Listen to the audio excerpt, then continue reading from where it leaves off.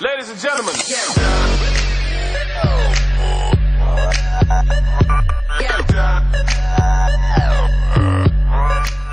Hello guys, आज की इस वीडियो में मैं आपको बताऊंगा कि किस तरह से हम Samsung Galaxy On7 डिवाइस पे TWRP रिकवरी यानी कस्टम रिकवरी इंस्टॉल कर सकते हैं।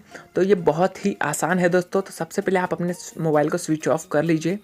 स्विच ऑफ करने के बाद मैं आपको सबसे पहले स्टॉक रिकवरी दिखाऊंगा कि वो क्या होती है और कस्टम रिकवरी दिखाऊंगा कि क्या होती है। तो स्टॉक रिकवरी में जाने के लिए हमें रिकवरी मोड पे जाना होगा।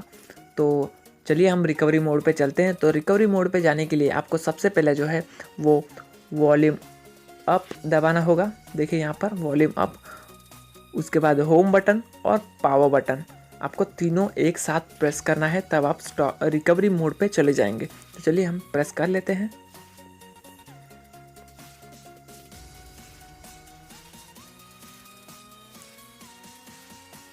तो जब आपको सैमसंग का लोगो दिख जाए तो आपको छोड़ देना है।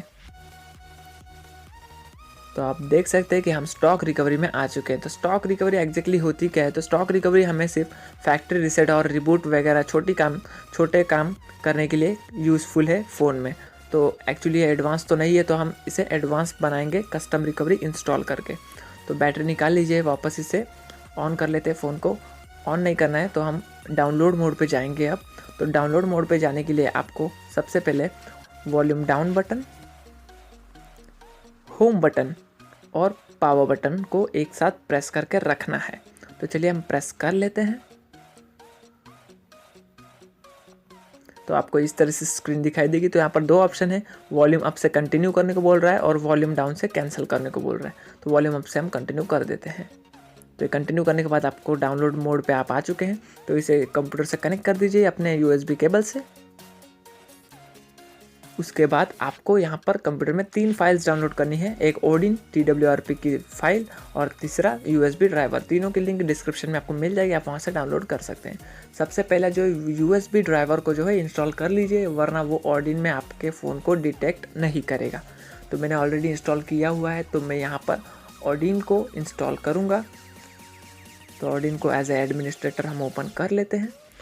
इसके बाद आपको इस तरह से स्क्रीन दिखाई देगी। तो आप यहाँ पर PDA देख सकते हैं, आपको यहाँ पर क्लिक करना है और आपको TWRP की जो जिप फाइल मैंने डाउनलोड डिस्क्रिप्शन में आपको दी है, आपको वो डाउनलोड करना है और आपको उसी को यहाँ पर लोड कर देना है। लोड करने के बाद आप यहाँ पर देख सकते हैं, आप ऑटो रिबूट का ऑप्शन टिक है तो उसे अनचेक कर दीजिए और रीपार्टीशन को भी अनचेक कर दीजिए।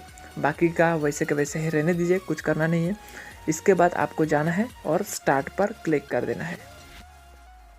तो स्टार्ट पर क्लिक करने के बाद ये अपनी प्रोसेस जो है देखिए कर रहा है और आपको यहाँ पर जो है रीसेट का ऑप्शन आ चुका है। तो यानी हमारी प्रोसेस जो है वो कंप्लीट हो चुकी है। तो आपका मोबाइल स्विच ऑफ नहीं होगा और ऑन भी नहीं होगा, रिबूट नहीं होगा। तो आपको सिंपली अपनी बैटरी निकालनी है फ़ोन की और वापस लगा देनी है।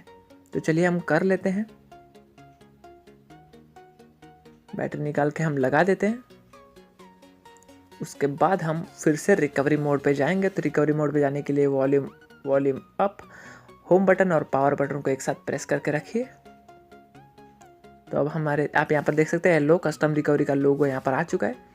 तो अब ये ओपन होगी कस्टम रिकवरी हमारी। तो आप देख सकते हैं यहाँ पर कस्टम रिकवरी इंस्टॉल हो चुकी है। तो हम स्वाइप करके स्टार्ट कर देख सकते हैं आप। तो स्टॉक रिकवरी से बिल्कुल ही अलग ये रिकवरी होती है। इससे हम स्टॉक रोम, कस्टम रोम, कस्टम कर्नल, बहुत सारी चीज़ें जो है वो कर सकते हैं, बहुत सारी चीज़ें इंस्टॉल कर सकते हैं, बैकअप ले सकते हैं। तो ये बहुत ही यूज़फुल है। तो इसे इंस्टॉल कीजिए और डाउनलोड कर लीजिए। Ladies and gentlemen.